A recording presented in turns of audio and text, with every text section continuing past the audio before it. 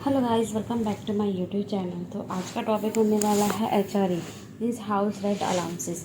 ये salary employ के लिए बहुत ज़्यादा इंपॉर्टेंट है क्योंकि इसके लिए उनको इनकम टैक्स में डिडक्शन मिलती है, जिससे उनका टैक्स स्लैब जो है जिससे उनका टैक्स कम लगता है। तो इसके बारे में काफ़ी सारी कन्फ्यूज़न होगी, तो आज मैक्सिमम आपकी क्लियर हो जाएगी। तो आज का टॉपिक देख लेते हैं। HRA एग्जेम्पशन सैलरीड एम्प्लॉयज़ के लिए 2025 में कितना जो है डिडक्शन उनको अलाउड हुआ है। ठीक है, HRA कैलकुलेशन जो है सैलरीड एम्प्लॉयड के लिए कितना है, तो उसके लिए कितना क्लेम जो है HRA को ITR जो है पूरा बिग एग्जाम्पल हम उसको चेक करेंगे। उसके बाद न्यू वर्सेस ओल्ड में HRA का रिडक्शन क्या है, क्योंकि न्यू रिजीम में अलग होता है, ओल्ड रिजीम में अलग अलग चीज़ें होती हैं। ठीक है, तो सबसे पहले अगर HRA क्या चीज़ होती है, देखिए HRA फाइनेंशियल बेनिफिट्स होते हैं जो एम्प्लॉयर जो होता है अपने एम्प्लॉयज़ को देता है। किस पर्पज़ के लिए? हाउसिंग कॉस्ट के लिए, मतलब एक तरह का रेंटल एकोमोडेशन दिया जाता है ताकि उनको रहने के लिए फाइनेंशियल एक असिस्टेंस दी जाती है। रेंट एक तरह से रेंट पे किया जाता है, इन शॉर्ट अगर कहा जाए तो। ये क्या होता है, एक सैलरी पैकेज का ही एक कंपोनेंट होता है। प्लस क्या है, वो तो खर्च हो जाता है उसके लिए क्या है, टैक्स बेनिफिट भी अलग से दिया जाता है इनकम टैक्स एक्ट के अंडर में।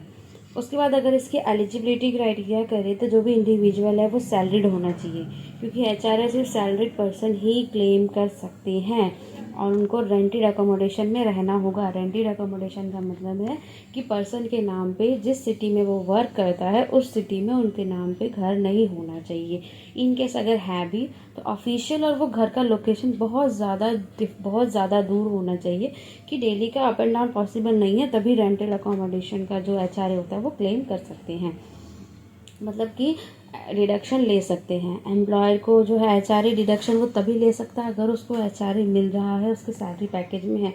सपोज उसके सैलरी पैकेज में HRA नहीं है तो वो डिडक्शन क्लेम नहीं कर पाएंगे, तो इस चीज़ का भी ध्यान रखना है। उसके बाद सेल्फ एम्प्लॉयड जो पर्सन होते हैं, जो खुद के बिजनेस में लगे होते हैं, वो HRA की डिडक्शन को वो नहीं ले सकते हैं। बट हाँ, कुछ स्पेसिफिक कंडीशन ATG में आती है जिसमें वो ले सकते हैं। उसके बाद अगर आप अपने खुद के घर में रहते हैं तो आपको HRA की डिडक्शन नहीं मिलेगी। ठीक है, अब टैक्स एग्जेम्पशन की अगर हम बात करें तो इसका सेक्शन होता है 10 सब सेक्शन 13A होता है। ठीक है, द अमाउंट क्या डिटरमाइन किया जाता है कि लोवेस्ट 3 तरह की कैलकुलेशन होती है, उसमें सबसे जो लोवेस्ट अमाउंट होता है उतना ही आप डिडक्शन ले सकते हैं। फर्स्ट क्या होता है कि कितना एक्चुअल में HRA जो है वो दिया जा रहा है। ठीक है, कितना HRA को दिया जा रहा है, आपको कंपनी या आपका एम्प्लॉयर कितना HRA दे रहा है। सेकंड होता है कि मेट्रो सिटीज़ है, अगर आपकी मेट्रो सिटी है लाइक दिल्ली, मुंबई, कोलकाता, चेन्नई टाइप, तो आपका 50% होगा बेसिक सैलरी और DA को ऐड करके जितना 50% होगा एक वो कैलकुलेशन की जाएगी। और अगर कोई नॉन मेट्रो सिटी में रहता है तो उनका 40% लिया जाएगा, मीन्स एक्चुअल रेंट पेड में से आप लेस कर देंगे बेसिक सैलरी और DA को लेस कर देंगे, तो उसी से इन तीनों में से। ठीक है, अब मेट्रो सिटीज़ के लिए ये होगा, नॉन मेट्रो सिटी के लिए होगा। बाकी अब जो लोएस्ट आएगा उस चीज़ को जो है वो कैलकुलेट करके उतना जो डिडक्शन आप ले सकते हैं। अब एग्जांपल लेते हैं, जैसे मिस्टर रमेश है, वो दिल्ली में रह रहे हैं, उनको मंथली रेंट वो 10,000 पे कर रहे हैं। ओके, उनकी बेसिक सैलरी 25,000 है और उनको कंपनी HRA 12,000 पर मंथ का पे कर रही है। तो हम कैसे कैलकुलेट करेंगे? सबसे पहले एक्चुअल में उनको HRA मिल कितना रहा है, वो मिल रहा है 12% के हिसाब से, 12,000 पर मंथ के हिसाब से, तो एक साल का हुआ 1,44,000। नेक्स्ट क्या कैलकुलेशन होती है? 50% ऑफ बेसिक सैलरी, तो उनकी बेसिक सैलरी है 25,000, तो 25,000 का ईयरली में कितनी सैलरी बनेगी? ईयरली में 3 लाख सैलरी बनेगी, जिसका 50% ले तो ये हो जाएगा 1,50,000। और थर्ड क्या कैलकुलेशन होता है? एक्चुअल रेंट पेड माइनस 10%, मतलब जितना भी वो रेंट पे कर रहे हैं, यहाँ पे थोड़ी मिस्टेक हो गई, यहाँ पे 50% आएगा क्योंकि ये दिल्ली है, मेट्रो सिटी है, तो उस चीज़ का कैलकुलेशन करके जो इसमें मिनिमम अमाउंट आएगा, लाइक दिस यहाँ पे क्या 90,000 मिनिमम आ रहा है, तो वो 90,000 ही क्लेम कर सकते हैं, डिडक्शन ले सकते हैं, ना कि वो 1,44,000, जबकि एक्चुअली वो इतना पे कर रहे हैं। तो ये जो होता है आपका HRA कैलकुलेशन का तरीका होता है। नेक्स्ट आप अपना HRA आप कैसे क्लेम कर सकते हैं? तो पहली बात, HRA सिर्फ ओल्ड टैक्स रिजीम में ही क्लेम किया जा सकता है, न्यू में नहीं हो सकता। ठीक है, और क्योंकि ये सैलरीड पर्सन के लिए है तो ITR 1 में तो डेफिनेटली क्लेम कर ही पाएंगे। आपको इनकम फ्रॉम हाउस प्रॉपर्टी में आपको रेंटल इनकम का एक कॉलम मिलेगा जिसमें आप जो है अपना HRA क्लेम कर सकते हैं।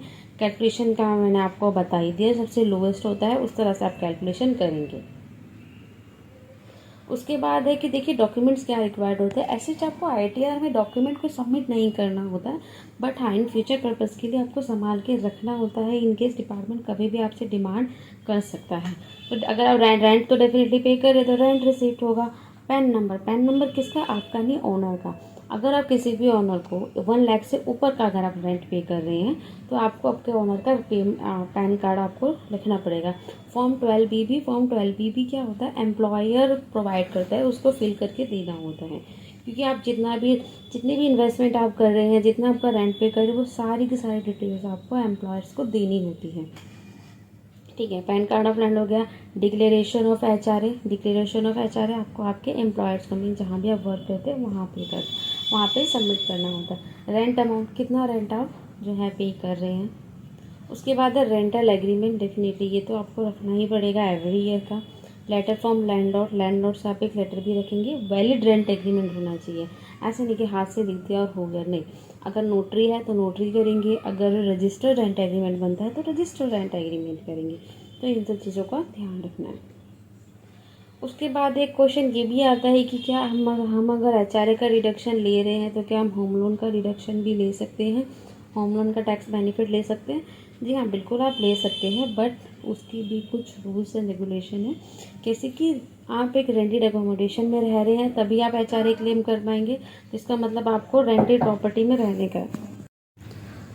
तो इसका ये होता है कि जैसे अगर आप रेंट प्रॉपर्टी में रह रहे हैं तभी आप HRA क्लेम कर रहे हैं। अगर आप अपनी फैमिली के साथ सिटी ऑफ वर्क में और फैमिली से किसी अनदर सिटी में रह रहे हैं तब भी, सपोज दैट आपका घर दिल्ली में है, आप वर्क मुंबई में कर रहे हैं, आपका अपना घर दिल्ली में है बट आप वर्क तो मुंबई में कर रहे हैं, तो इस केस में भी आप अपना HRA ले सकते हैं। ठीक है, उसके बाद है होम लोन। देखिए होम लोन क्या है, आप अनदर प्रॉपर्टी का ही ले सकते हैं। आप अगर होम लोन पे डिडक्शन क्लेम करना चाह रहे हैं तो पहली बात तो आपकी सेल्फ ऑक्यूपाइड नहीं होनी चाहिए। ठीक है, ये जो वही मैंने कहा कि ये तो रेंटेड हो, ठीक है, रेंटेड आउट के लिए हो, अंडर कंस्ट्रक्शन हो। तो आप घर बना रहे तो घर बन रहा है तो उसमें रह तो सकते नहीं है, रह तो आप रेंट पे रहे, तो उस केस में ठीक है होम लोन का डिडक्शन भी आप ले सकते हैं। या फिर दूसरी सिटी में हो या सेम ही सिटी में है पर डिस्टेंस बहुत ज़्यादा है तो भी आप जो है क्लेम कर सकते हैं। सो होप सो कि आपको वीडियो काफ़ी अच्छी लगी होगी और इस वीडियो को उन लोगों के साथ ज़रूर शेयर करें जो भी आपके सैलरीड पर्सन, सैलरीड फ्रेंड्स हैं जिनकी सैलरी आती है, जिनको काफ़ी कन्फ्यूजन होती है कि क्या क्लेम करें क्या नहीं करें, तो आप उसको ये वीडियो और शेयर करें। और भी इनकम टैक्स से रिलेटेड वीडियो ऑलरेडी चैनल पे पोस्टेड है और आपको कोई भी कन्फ्यूजन आता है तो आप नीचे कमेंट बॉक्स में ज़रूर लिखिए। So thanks for watching my video, thank you so much.